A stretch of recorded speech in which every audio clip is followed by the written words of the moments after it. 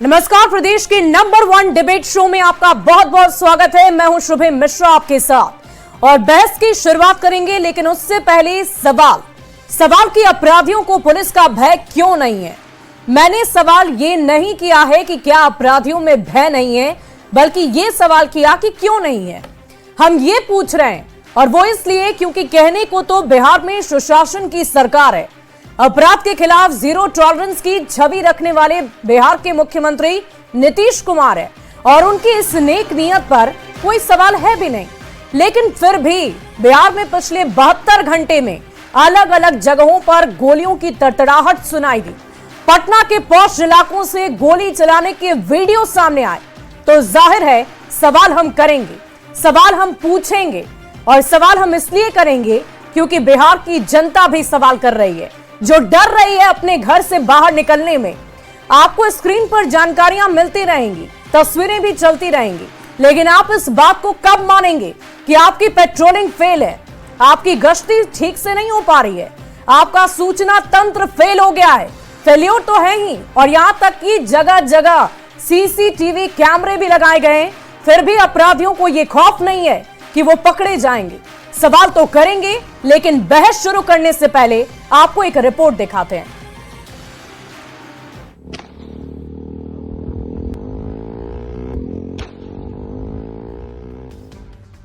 बीच सड़क पर फायरिंग की घटना से हुई किरकिरी से अभी पटना पुलिस उबर ही रही थी कि बिहार के कई शहरों में अपराधियों ने एक के बाद एक कई वारदात को अंजाम देकर पुलिस को खुली चुनौती दे डाली।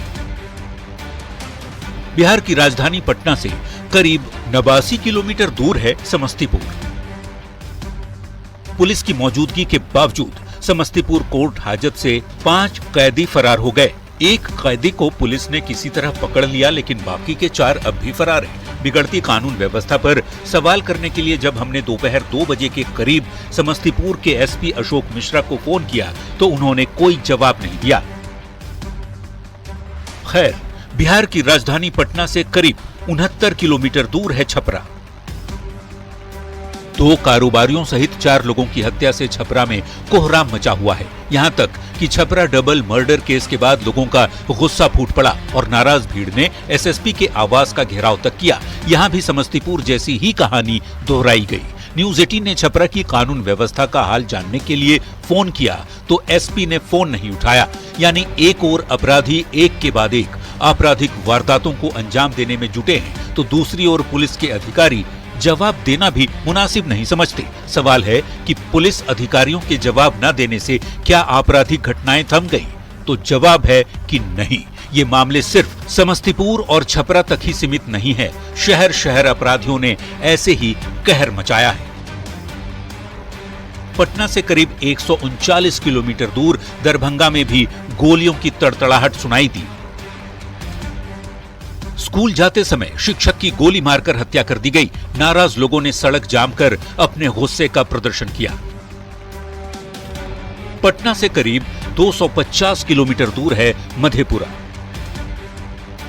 मधेपुरा भर्राही थाना क्षेत्र में होटल संचालक की हत्या से हड़कंप मचा हुआ है। हत्या से गुस्साए लोगों ने मधेपुरा मुरलीगंज NH 107 को जाम कर जोरदार प्रदर्शन किया, लेकिन अपराध की घटनाएं थमने का नाम ही नहीं ले रही। मुजफ्फरपुर और नालंदा में भी हत्या की वारदातें हुई। अपराधियों ने तो बिहार की राजधानी पटना में खुलेआम बीच सड़क पर फायरिंग कर पुलिस को खुली चुनौती दी। सवाल है कि क्या अपराधियों को पुलिस का खौफ नहीं रहा? क्या पुलिस का इकबाल पूरी तरह खत्म हो चुका है? और क्या अपराध रोकने में बिहार पुलिस फेल हो चुकी है? Bureau report, news 18। डिबेट की शुरुआत करें उससे पहले आज के सवालों पर आते हैं। और आज बहस बिहार की में हम पूछेंगे कि संगठित अपराध आखिर क्यों बढ़ रहे हैं, क्यों इस तरह के संगठित आपराधिक घटनाएं बढ़ती जा रही है, पुलिस कस्टडी से अपराधी कैसे भाग जाते हैं, ये बहुत बड़ा सवाल है। बिहार पुलिस जगह जगह आखिर पिट क्यों रही है? क्या बिहार पुलिस लापरवाह हो गई है? और बिहार में कानून व्यवस्था क्यों चरमराई है, यह भी एक बहुत बड़ा सवाल है। चर्चा की शुरुआत करें उससे पहले मेहमानों से हम आपका परिचय करा देते हैं। हमारे साथ असित नाथ तिवारी बीजेपी प्रवक्ता जुड़े हुए, मनीष कुमार जेडीयू से प्रवक्ता हमारे साथ हैं, राजेश राठौड़ मुख्य प्रवक्ता कांग्रेस के हमारे साथ हैं और साथ ही साथ एसके अम्भष्ट रिटायर्ड एआईजी हमारे साथ हैं। तो आप सभी गेस्ट का बहुत बहुत स्वागत है न्यूज 18 पर।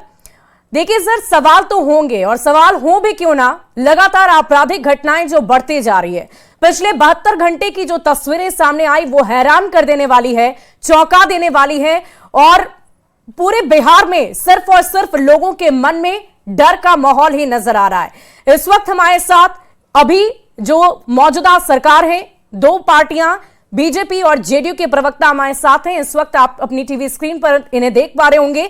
असित नाथ तिवारी जी हमारे साथ हैं और सबसे पहले मैं जेडीयू के प्रवक्ता मनीष जी का रुख करूंगी। मनीष जी, ये बताइए कि आखिर ये हो क्या रहा है, क्यों इस तरह से आपराधिक घटनाएं बढ़ती जा रही है। राजधानी पटना की तस्वीरें, बोरिंग रोड इलाका जो पटना का सबसे पॉश इलाका है, वहां पर सुबह सुबह गोलियां चलाई जाती है। कितने सारे लोग मंदिर के पास खड़े हैं बोरिंग रोड चौराहे पर, क्या उन्हें अगर गोली लग जाती तो इसका जिम्मेवार कौन होता? नहीं, देखिए, ये आदरणीय नीतीश कुमार जी का बिहार है और ये बिहार जो है 5 के पहले हत्या, लूट, डकैती और जातीय नरसंहार और हिंदू मुस्लिम झगड़ा में उलझा हुआ था। इस बिहार में कई जातीय नरसंहार हुए।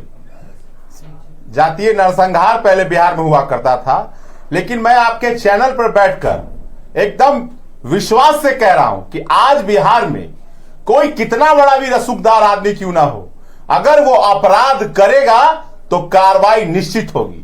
पहले बिहार में बाबू साहेब होते थे, माफिया होते थे, बाहुबली होते थे, लेकिन आज बिहार में ना तो कोई माफिया है, ना कोई साहेब है, ना कोई बाहुबली है। सर, माफिया और साहेब की बात नहीं है यहाँ पर। तो ऐसी तस्वीर आई ही कैसे? इतनी हिम्मत इन अपराधियों को होती कैसे? कैसे पटना के बोरिंग रोड सबसे बड़े पॉश इलाके में सुबह सुबह ये गोलियां चला रहे, ऐसा कैसे हो जाएगा? मैं आ रहा हूं, मैं उसी पे आ रहा हूं। बिहार में लोग पहले दिन में नहीं निकल पाते थे, लेकिन आज आप चले जाइए, पटना का जितना सिनेमा हॉल है, सब परिवार आराम से मूवी का आनंद ले रहे हैं। आप चले जाइए, मैं ज्यादा दूर नहीं कह रहा हूं, अभी आप चले जाइए पटना के मरीन ड्राइव पर, सब परिवार बैठकर वहां चाय और कॉफी का आनंद ले रहे हैं। जो लोग भी इक्का दुक्का इस प्रकार के घटना को अंजाम देते हैं, हमको कोई विपक्ष की सलाह और उनके ट्वीट की आवश्यकता नहीं पड़ती है। प्रशासन चुस्त है और उसे खोज के ढूंढ के लाती है। चुस्ती दुरुस्ती नजर ही नहीं आ रही है, ये चुस्ती दुरुस्ती नहीं नजर आ रही है सर। उसी मरीन ड्राइव की भी तस्वीर सामने आई है, आज ही आई है वो तस्वीर, जिसमें हमने देखा है कि एक युवक वहां पर खड़ा है और वो गोलियां दिखा रहा है, वीडियो वायरल हुआ है उसका। तो उसी मरीन ड्राइव की वही तस्वीर भी हम अपने दर्शकों को दिखा रहे हैं। एक ऐसा अपराधी का नाम बता दीजिए जो अपराध करके बिहार में घूम रहा हो। पहले तो अपराध करने वाले को आप ये दुहाई देते रहिए कि हम गिरफ्तारी करते हैं, हमारी पुलिस प्रशासन पूरी तरह मुस्तैद है, लेकिन ये आपराधिक घटनाएं घट नहीं रही है, लगातार बढ़ती ही जा रही है। आप सोचिए ना, 72 घंटे में इतनी सारी घटनाएं हो गई। चलिए, असित नाथ तिवारी जी हमारे साथ हैं, बीजेपी प्रवक्ता है हमारे साथ, उनसे भी बातचीत कर लेते हैं। असित नाथ जी, जब महागठबंधन की सरकार हुआ करती थी तो बीजेपी ये कहती थी कि जंगल राज के साथ मिल गए, इसलिए जंगल राज जैसा बिहार में नजारा नजर आ रहा है, लेकिन अब क्या हो रहा है, ये क्या स्थिति है? देखिए शुभी जी, आपराधिक घटनाएं हुई हैं और आपराधिक घटनाओं का बचाव तो नहीं किया जा सकता, लेकिन आपके पैकेज में हमने सुना संगठित अपराध। ये संगठित अपराध नहीं है। बक्सर की जो घटना हुई वो पट्टीदारों के बीच मारपीट की घटना थी, वो कोई संगठित आपराधिक गिरोह के लोग नहीं थे। जमीन पर गिट्टी बालू गिराने को लेकर झगड़ा हुआ, लड़ाई हुई और एक पक्ष ने गोली चलाई और उसमें हत्या हो गई। ये संगठित अपराध नहीं है। रामकृष्णा नगर में जो हत्या की घटना हुई है उसमें आरोपी पकड़ा गया है और उसने बताया है कि उसकी बहन का यौन उत्पीड़न हुआ था और बाद में उसका वीडियो बना के वो लड़का वायरल कर रहा था। किसका यौन उत्पीड़न हुआ, किस वजह से बहस हुई, क्या हुआ, ये हमें जानना ही नहीं है ना। ये तो बिहार की जनता जानती है, लेकिन जो सरेआम सड़क पर गोलियां चलाई जा रही है उसका आप क्या करेंगे? ये हिम्मत आती कहां से? यानी कि आपका पुलिस प्रशासन फेल है। अरे आप सुनिए तो, पहले फेल है और आप सर्टिफिकेट लेके घूमिए, दे दीजिए आके डीजीपी को। मैं नहीं सर्टिफिकेट देने वाली हूँ सर, मैं सर्टिफिकेट नहीं दे रही हूँ। जो तस्वीर है ना, जो सामने आ रही है वीडियो, वो स्पष्ट सब कुछ बता रहे हैं। आप ही बोल लीजिए।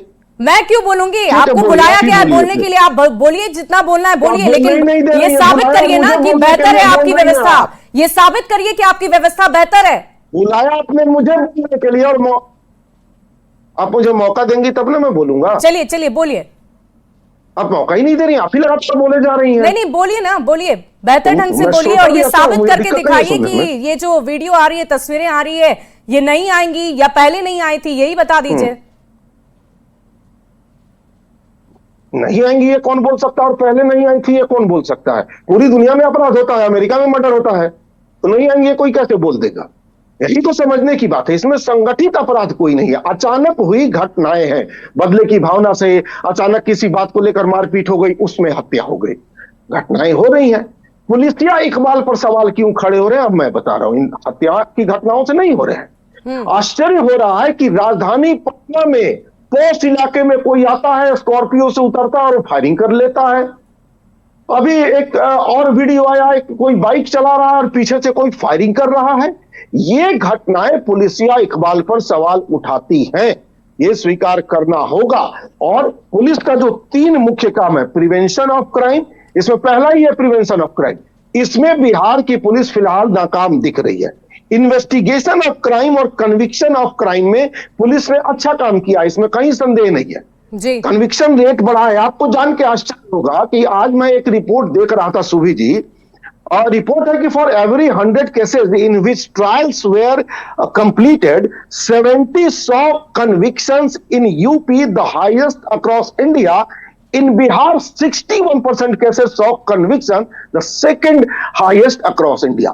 100 में 100 मामले अगर ट्रायल में गए कोर्ट में, तो उनमें से 61 अपराधियों को सजा हो रही है। जी। तो मैं आपको बगल के राज्यों में ले चलता हूं। झारखंड में ये रेट है बिलो 10, वेस्ट बंगाल में ये रेट है बिलो 10, और सन 2000 से 2005 में बिहार में ये रेट रहा है 8%। आज 61%, तब था 8%। मतलब 100 में मात्र 8 अपराधियों को तो सजा दिला पाती थी पुलिस, आज वो 61 को दिला पा रही है। तो 2 काम पुलिस ठीक कर रही है कि सारी उपलब्धियां हम समझ रहे हैं, लेकिन सवाल तो यही है ना कि ये गिरफ्तारी, ये कार्रवाई करने की नौबत क्यों आ रही है? अपराधियों को इस तरह की सजा क्यों नहीं दे दी जाती है कि वो हिम्मत ही ना करें? ये शाबाशी तो तब मिलती ना आपकी सरकार को जब इस तरह की आपराधिक घटनाएं होती ही नहीं होगी ना। जो कानूनी प्रावधान हमारे पास है उसी के तहत सजा होगी। लेकिन मैं एक्सेप्ट कर रहा हूं कि प्रिवेंशन ऑफ क्राइम के मामले में फिलहाल पुलिस बहुत कमजोर दिख रही है, पुलिस की साख गिरी है, और यह पुलिस की गिरी हुई साख का नतीजा है कि कोई भी लफंगा रोड पर फायरिंग कर ले रहा है, मतलब पुलिस का डर कम हुआ है, यह मैं एक्सेप्ट कर रहा हूं। जी, तो आप ये मानते हैं कि पुलिस का इकबाल खत्म हो गया है? खत्म हो गया या कम हो गया है? दोनों में अंतर होता है सर। तो किसी की हिम्मत होती कि रोड पर फायरिंग कर लेगा? जी जी, किसी की हिम्मत होगी रोड पर फायरिंग कर लेगा? चलिए इसका जवाब आपको एज्जा यादव जी हमारे साथ मुस्कुराती हुई नजर आ रही है राष्ट्रीय जनता दल से। एज्जा जी सुन रही हैं, ये सरकार ये एक्सेप्ट कर रही है कि इस वक्त जो स्थिति है बिहार में, पुलिस का इकबाल खत्म हो गया है। शुभी जी, सबसे पहले तो मैं ये बता दूं, माननीय मुख्यमंत्री नीतीश कुमार जी अपराध रोकना भी चाहते हैं कि नहीं?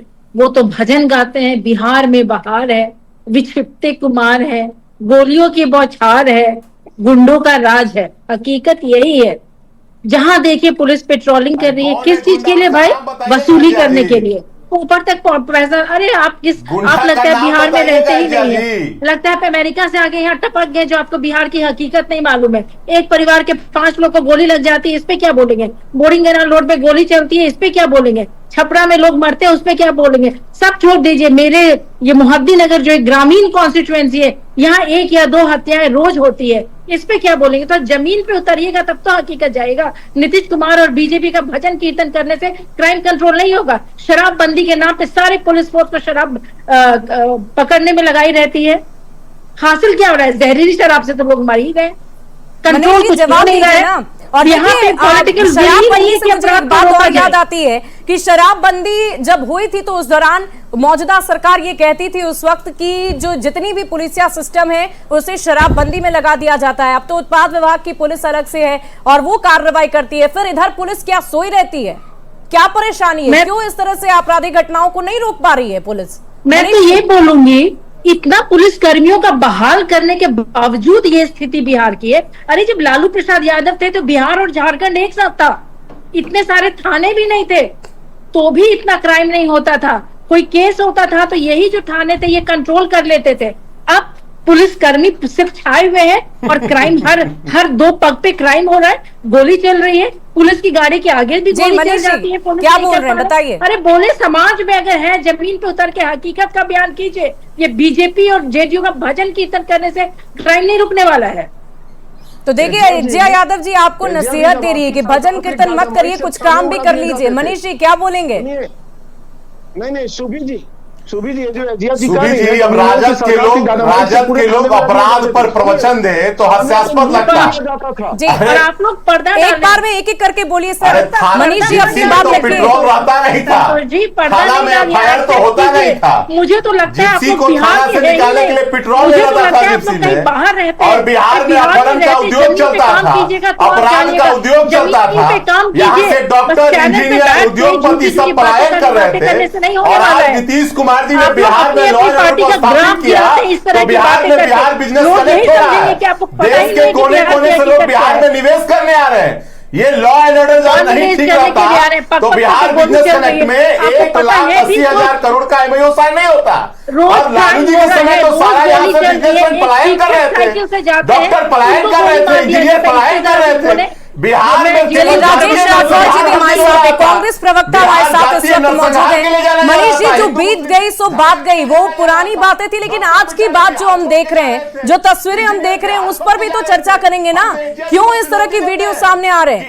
राजेश राठौर जी ये बार बार जंगल राज के दौर के वो याद कराते हैं, और अभी इस वक्त जो मौजूदा सरकार है वो ये मान भी रही है कि पुलिस का इकबाल खत्म हो गया है। क्या प्रतिक्रिया होगी आपकी? कौन कहता है इकबाल खत्म हो गया पुलिस का? अभी अर्षद तिवारी जी ने तो कहा है, आपके सहयोगी पार्टी ने कहा है सर। एक मैं इस टीवी पर बैठ कर चुनौती देता हूं, एक अपराधी का नाम बताइए जो अपराध करके बच गया हो। कौन सी ऐसी? यही तो कह रही हूँ ना सर, मैं यही तो कह रही हूँ कि जरूरत क्या है गिरफ्तारी की जरूरत, और ऐसी सजा, ऐसा प्रावधान क्यों नहीं बनाया जाता है कि अपराधी हिमाकत। मुझे ये बताइए कि पटना के कौन से इलाके में किस सड़क पर सीसीटीवी कैमरे नहीं लगे? इतनी हिम्मत, इतनी हिमाकत कैसे हो जाती है कि वो सड़क पर पिस्टल लेकर फायरिंग कर देते हैं? बता दीजिए और कि बिहार में ऐसे कौन अपराधी है जो अपराध कर कर बच गया हो? मुझे चलिए राजेश राठौर जी जवाब देंगे। राजेश राठौर जी बताइए। राजेश जी बोलिए। मुख्यमंत्री आवास में पुरस्कार दिया जाता था। मैं चुनौती देता हूँ। बिहार में बाहुबली, आज की बात कीजिए, पग पे कैमरे लगे हैं, पग पे पुलिस फोर्स है, पेट्रोलिंग हो रही है, बावजूद इसके क्राइम नहीं रुक रहा है। इसका जवाब दीजिए ना। तो 20 साल पहले, 25 साल पहले, प्रेजेंट में आइए, वर्तमान काल में आइए, कहाँ भूतकाल में जब लालू प्रसाद यादव जी के समय बहुत अच्छा था। मैं तो बोली कि बिहार झारखंड एक साथ था, न इतने पुलिसकर्मी, न इतने कैमरे थे, बावजूद इसके इतना क्राइम नहीं होता था। और आप पुरानी बातों पर हम बाद में चर्चा कर लेंगे, पुरानी बातों पर चर्चा कर लेंगे। राजेश जी आप इस तस्वीर को कैसे देखते हैं? जो कुछ भी हो रहा है बिहार में, इस पर आपकी क्या प्रतिक्रिया होगी और इस सरकार को आप क्या नसीहत देना चाहेंगे? जी राजेश जी। मैडम बड़ी विनम्र निवेदन होगा अपने पैनलिस्टों से। मैं बड़ी ध्यान पूर्वक सबका सुना हूं, बहुत गंभीर विषय है। बीच में टोका टोकी का क्रम होगा तो निश्चित तौर पे भविष्य में हम लोग उम्मीद रखेंगे कि न्यूज 18 हम लोगों से पहले बुलवा ले, फिर बाद में बात करें। हम आए हैं अपनी पक्ष रखने, टोका टोकी के लिए। हम उनके सारे सवालों का जवाब देंगे विपक्ष में रहने के बावजूद भी। पूरा बिहार देख रहा है कि अपराधियों का बहार है, गोलियों का बौछार है, फिर भी नीतीश कुमार है, इसमें कहीं दो राय नहीं है। और अभी सब लोग हम चर्चा अब ये प्रवचन सुनने के लिए मैं यहाँ नहीं बैठा हूं सुभी जी। जरा इनसे पूछ लीजिए कि एक अपराधी का नाम ये बता दे जो अपराध करके बिहार में बच गया हो। मनीष जी एक कोई उन्हें अपनी बात रखने दीजिए, उसके बाद आप पूछ लीजिएगा, उसके बाद आप पूछ लीजिएगा अपना सवाल। ये जो भी प्रवचन विपक्ष को भी तो अपना बात रखने दीजिए। मनीष जी मैं इन्हें चुनौती देता हूँ यहाँ बैठकर। ठीक है, आपके चैलेंज को वो एक्सेप्ट कर रहे हैं, आपके चैलेंज को एक्सेप्ट कर रहे हैं, लेकिन उन्हें अपनी बात तो रखने दीजिए। मनीष जी बच गया उसका नाम बता देंगे। मनीष जी मैं आपको रोकना चाहूंगी इस वक्त, आराम से बात करते हैं। पहले राजेश जी की बात सुन लेते हैं, उसके बाद वो आपके चैलेंज और आपके तमाम सवालों का जवाब देंगे। बोलिए राजेश जी। सड़क पे गुंडागर्दी कर रहा है, सड़क पे गुंडा गोली चला रहा है, यहाँ ये गुंडागर्दी कर रहे हैं, बोलने नहीं देते हैं। अरे समझिए, चिंता व्यक्त सबकी है। आशीष नाथ तिवारी जी का हम आभार व्यक्त करते हैं कि उन्होंने चिंता व्यक्त की। चिंता व्यक्त करना और सही को स्वीकारना, इसका यह मतलब नहीं होता कि सरकार का विरोध करना। मैंने क्या कहा है कि अपराधियों का बहार है, गोलियों का बौछार है, फिर भी नीतीश कुमार, मैं इसलिए कहा कि नीतीश कुमार ये निश्चित तौर पे इस बात को कहते हैं, उन्होंने पुलिस का बल बढ़ाया है, पुलिस को गाड़ी की सुविधा दी है, आधुनिक हथियार दिया है। पुलिस की जब संख्या बढ़ रही है तो फिर अपराधी की संख्या क्यों बढ़ रही है? ये चिंता का विषय है, इस पे हम चर्चा करेंगे। इनसे पूछिए कि एनसीआरबी डाटा के अनुसार बिहार कहां है, केरल कहां है, राजस्थान कहां है। इनसे जरा पूछ लीजिए कि केरल और बिहार का जरा हमें ये अपराध का डाटा बता दें कि बिहार कहां खड़ा है। जरा 2-4 राज्य का उदाहरण दे दे, उड़ीसा का दे दे, राजस्थान का दे दे, केरल का दे दे, जरा बताइए बिहार कहां खड़ा है। लेकिन मनीष जी, आंकड़ों की बात तो हम करेंगे ही, लेकिन जो तस्वीरें सामने आ रही है, बार बार हम उसी पर चर्चा इसलिए कर रहे हैं क्योंकि पिछले कुछ हफ्तों से हम लगातार, हम मीडिया कर्मी हैं, हर दिन हम खबरों से दर्शकों को रूबरू करा रहे हैं और ऐसा एक भी दिन नहीं बीतता सर, ऐसा एक भी दिन नहीं बीतता है जिस दिन हम आपराधिक घटनाओं का जिक्र अपने बुलेटिन में ना करते हैं। सत्ता के द्वारा संचालित होते थे और मुख्यमंत्री आवास से संचालित होते थे। लेकिन मैंने क्या कहा कि आज मैं चुनौती देता हूं कि बिहार में कोई ऐसा अपराधी हो, अगर अपराध किया हो और उस पर कार्रवाई नहीं हुई हो तो मैं यहां पर माफी मांगने के लिए तैयार हूं।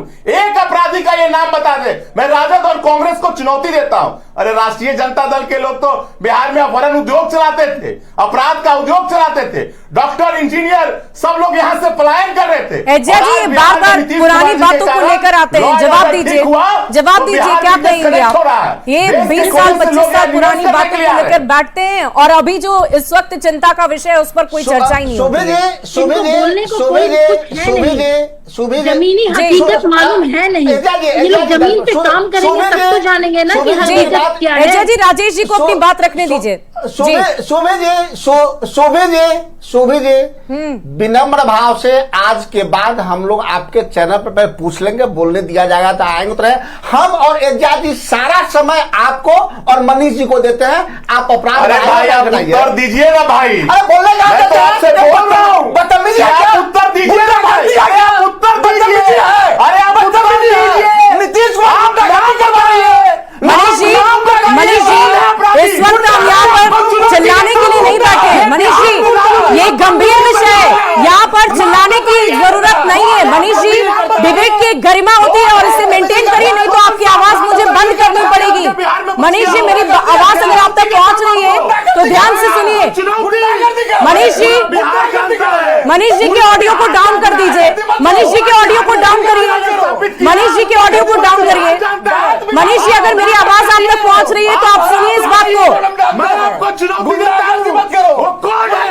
आप नाम बताइए, ये राजनीति मत करिए। अरे आप पूरा बिहार को अपराधीकरण कर दिए। असित नाथ जी, ये क्या हो रहा है? क्या हम यहाँ पर कोई गंभीर विषय पर चर्चा करने नहीं आए? क्या इस तरह से ऐसे बहस होगी, कैसे चर्चा होगी? इतना संगीन विषय है ये और बावजूद इस तरह की परिस्थिति बनी हुई है। अरे नाम बताइए, अरे नाम बताइए, अरे नाम बताइए, नाम बताइए, नाटक मत करिए। अरे लालू जी, बिहार को जंगल राज बना दिया। इन दोनों की आवाज भी मुझे लगता है दर्शक नहीं सुन पा रहे होंगे। जी, अब आपकी आवाज आ रही है, मैंने उनकी आवाज डाउन करवा दी है, बोलिए आप। जी, असित जी, एजिया जी जो कह रही हैं, एजिया जी को याद होगा कि जब इन लोगों की सरकार थी, थाने लूट लिए जाते थे, थानों को डायनामाइट से उड़ा दिया जाता था। सुनिए, संगठित अपराध क्या होता है एजिया जी जान लीजिए। 56 लोगों की हत्या करके पेट फाड़ा, 36 लोगों की हत्या करके पेट फाड़ा, ये सब कुछ इनकी सरकार में हुआ।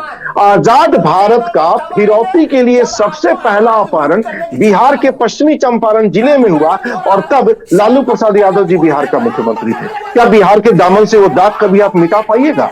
आजाद भारत का पहला फिरौती के लिए अपहरण, और उसके बाद तो फिरौती के लिए इतने अपहरण हुए कि कोर्ट को कहना पड़ा बिहार में जंगल राज है। ये होता है संगठित अपराध। अचानक कोई घटना हो गई, ये संगठित अपराध नहीं, वो रिएक्शन में है। और मैं कह रहा हूं कि कन्विक्शन, अच्छा इनकी सरकार में कन्विक्शन रेट हमने तो डेटा रख दिया ना 8%। 100 अपराधियों में मात्र 8 को लोग सजा दिला पाते थे, इनकी पुलिस सबूत नहीं जुटाती थी। अपराधियों को सजा दिला रहे हैं, हम इसको 100 तक ले जाएंगे। तो हमारी पुलिस इन्वेस्टिगेशन इतना बढ़िया कर रही है कि वो कन्विक्शन को 61% तक ले गई है। हम उसे और बेहतर चाहेंगे, लेकिन हाँ, वाकई ये तो गंभीर विषय। हमारे साथ रिटायर्ड एआईजी भी मौजूद है, उनसे भी चर्चा कर लेते हैं। एसके अंबष्ट जी हमारे साथ हैं। सर ये बताइए कि ये जो इस वक्त स्थिति है आखिर क्यों बन रही है, क्या परेशानी हो रही है, किस लिहाज से पुलिस की कार्यशैली में क्या कमी आई होगी जो इस वजह से इतनी ज्यादा कानून व्यवस्था चरमराई हुई नजर आ रही है? ऐसा है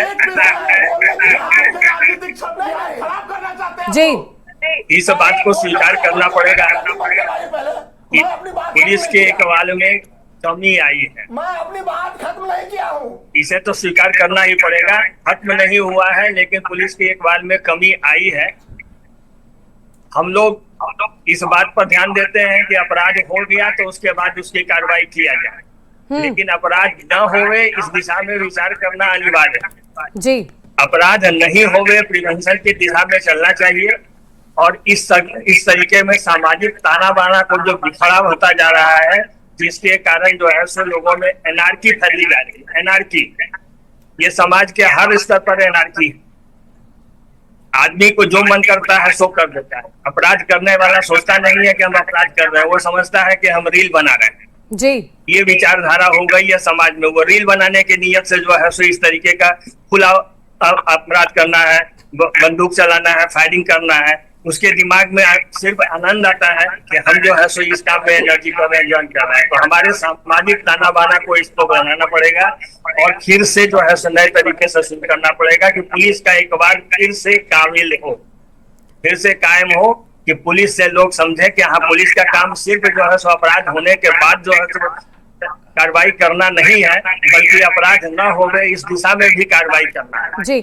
सर पुलिसिया सिस्टम में क्या कोई बदलाव किया जा सकता है, क्योंकि संपर्क व्यवस्था भी तो बेहतर नहीं है। इनफैक्ट आज जब हम न्यूज 18 ने बातचीत करने की कोशिश की एसपी से तो उन्होंने फोन ही नहीं उठाया, वो बातचीत करने को तैयार ही नहीं है। अब वो नहीं तैयार है तो ये उनके नहीं होना चाहिए। समाज के सामने या आप लोगों के सामने जो जागरूक प्रहरी हैं, आप लोग आपका जवाब प्रश्नों का जवाब देना चाहिए। और मेरे मत में है कि इसके लिए एक दिन की कार्रवाई नहीं, बल्कि एक सामाजिक घटना को फिर से जो है करने के लिए हर एक क्षेत्र में, हर एक इंस्टीट्यूशन में जो है सो सुधार की आवश्यकता है। और उसके बाद जो है सो इसको जोड़ने से ही काम चलेगा। जब तक पुलिस का मिशन ये नहीं बनेगा कि हमको अपराध के बाद कार्रवाई करना है, उसमें तब तक ये सुधार नहीं आएगा कि उसके प्रिवेंशन की कार्रवाई करना है, उसके गोपनीय तरीके से कार्रवाई करना है कि कहाँ क्या छानबीन हो रहा है, कहाँ किस तरीके से पहुंच रहा। मेरा अपना मत है कि इस और आगे गंभीर कार्रवाई की जरूरत है। जी मनीष जी आपने सुना, मनीष जी आपने सुना कैसे रिटायर्ड एआईजी ने ये बताया है कि कानून व्यवस्था में भी बदलाव करने की जरूरत है और इस बात पर विचार विमर्श करने की मौजूदा सरकार को जरूरत है। इस बात को आप मानते हैं या नहीं मनीष जी? क्योंकि सरकार आपकी है तो सवाल आपसे ही होगा। अब हमारी बात सुनिए, आपने भी बोला कि मरीन ड्राइव पर एक वीडियो वायरल हुआ, वो कौन वीडियो है? उस वीडियो में कोई भी प्रेमिका की बात हो रही है। मैंने आपको क्या बोला कि बिहार में कोई भाई का अपराध करके चला जाए।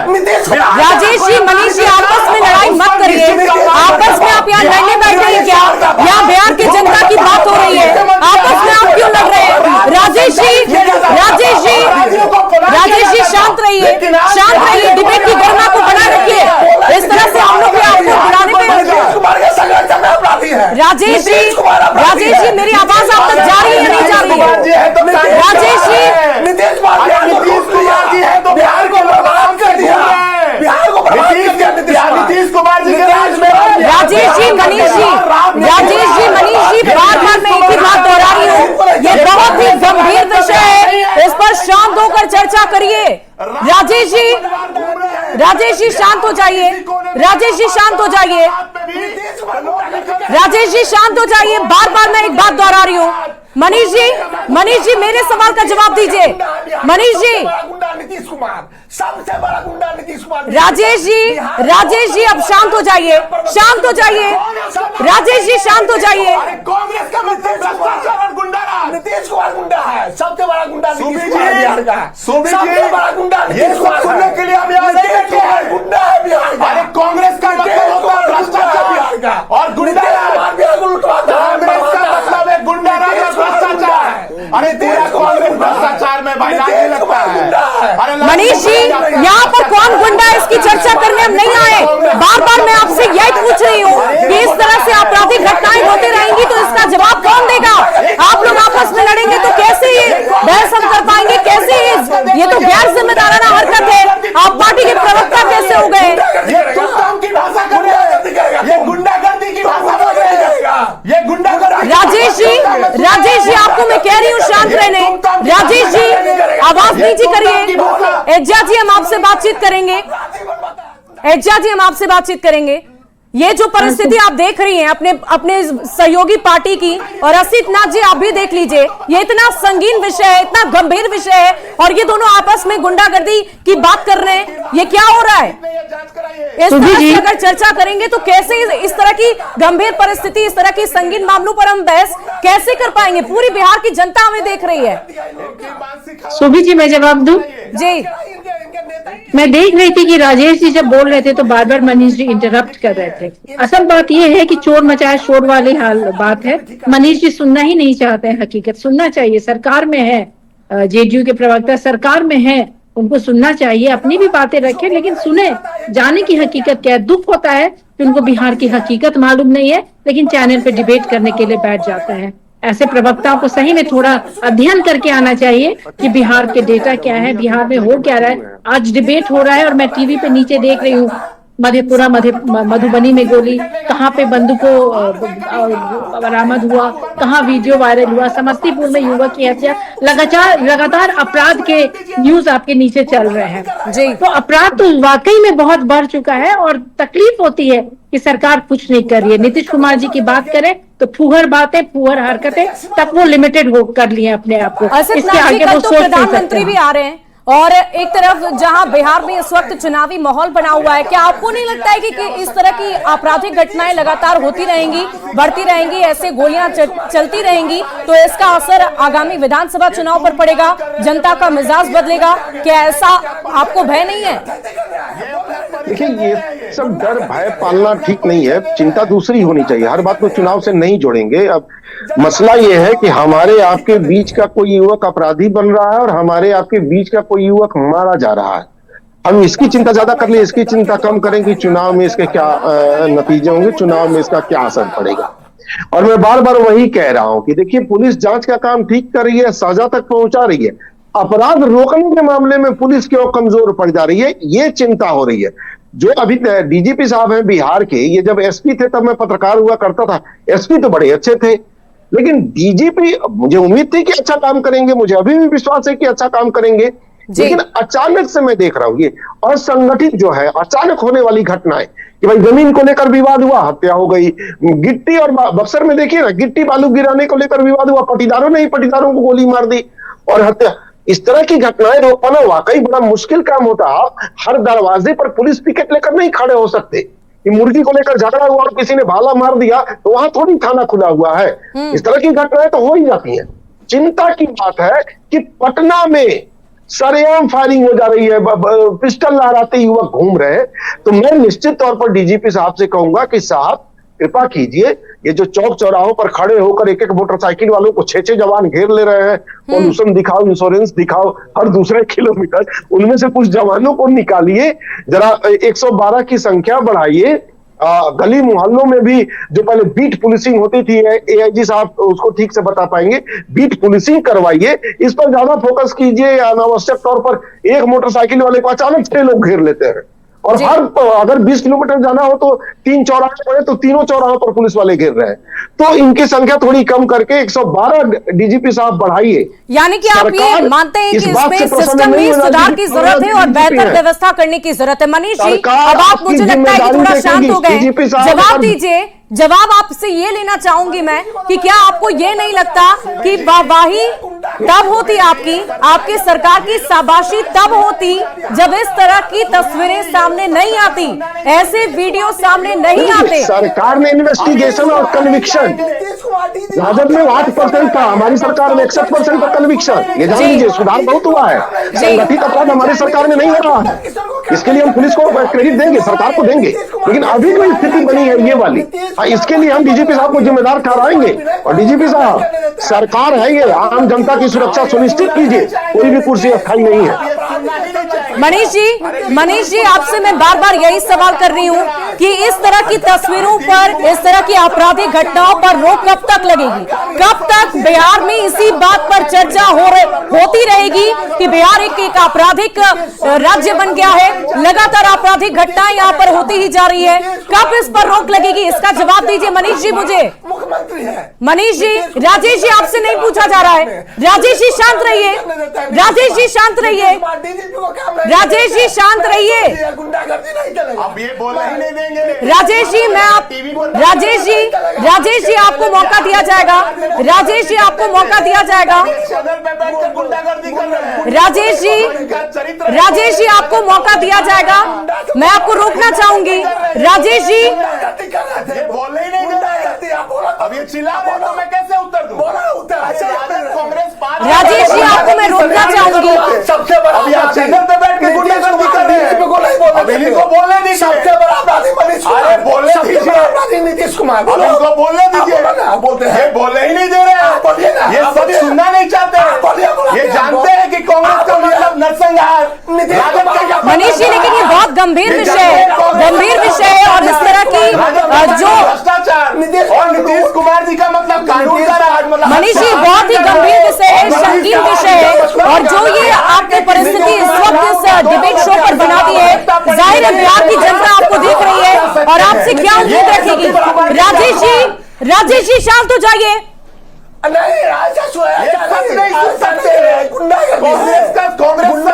राजेश जी आपसे मैं बार बार विनम्र निवेदन, सर हाथ जोड़कर कह रही हूँ, हाथ जोड़कर शांत हो जाइए। हाथ जोड़कर कह रही हूँ आपसे, शांत हो जाइए। नहीं सुन सकते हैं, साहस नहीं है सच बोलने नहीं देंगे। सर आपको मैं रोकना चाहूंगी अभी इस वक्त। ये बहुत ही गंभीर विषय है और इस पर चर्चा होनी जरूरी है, अनिवार्य है, क्योंकि बिहार में आपराधिक घटनाएं हर रोज हो रही है। हर रोज पटना से ऐसी तस्वीरें सामने आ रही है, वायरल वीडियो सामने आ रहे हैं जिसमें गोलियों की तरतराहट सुनाई दे रही है, गोलियों की आवाज सुनाई दे रही है। और फिर भी आप स्क्रीन पर बैठकर यहाँ पर आप सिर्फ और सिर्फ शोर मचा रहे हैं। इतना गंभीर विषय ये। शोर कौन मचा रहा है? मुझे कौन नहीं बोलने दिया? बहुत बहुत शुक्रिया आपका सर, बहुत बहुत शुक्रिया, बहुत बहुत शुक्रिया न्यूज़ 18 पर आने के लिए, बहुत बहुत शुक्रिया। लेकिन ये बहुत ही गंभीर विषय है और इस पर इस तरह से चर्चा होनी चाहिए, क्योंकि लगातार कानून व्यवस्था में प्रावधान में बदलाव की जरूरत है और तभी जाकर पुलिस या तंत्र में जब बेहतरी आएगी तो आपराधिक घटनाएं रुकेंगी। और ऐसी आशा हम भी करते हैं और आम जनता भी करती है, क्योंकि हमारे और आपके मन में सिर्फ और सिर्फ डर है कि कहीं अगर सड़कों पर निकले तो कहीं वो गोली हम तक ना पहुंच जाए, कहीं हमारी जान ना चली जाए। और चलिए अब इस बहस में अभी के लिए बस इतना ही।